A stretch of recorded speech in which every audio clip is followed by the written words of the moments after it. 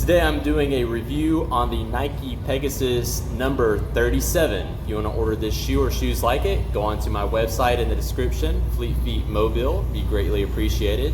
Okay, so we are at a 10 millimeter heel to toe drop comparing to the Pegasus 36. We're knocking off 0.1 ounces. Our fit is going to remain the same overall. The airbag is going to have 15 PSI for the women's and 20 PSI for the men's.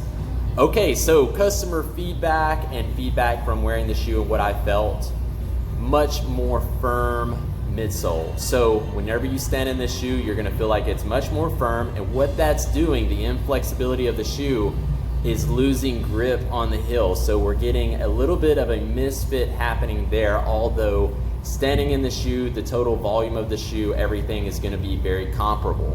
Okay, going from the 36 to the 37, the outsole tread, you see the toe off plate right here, we are going to be off center. Typically it'd be right here. It's a little bit more toward the inside to promote the foot stride to be slightly different. This shoe is going to be used for your speed work days and general mileage training.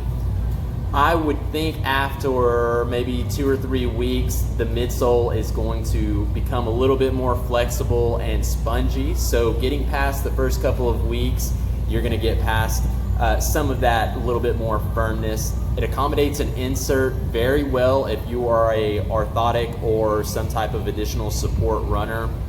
The upper is changing slightly how the lacing is. Some complaints we got with the Pegasus 36 is that it was hard to lace, so now the lacing has become a little bit more easy with just the spacing and overall rings.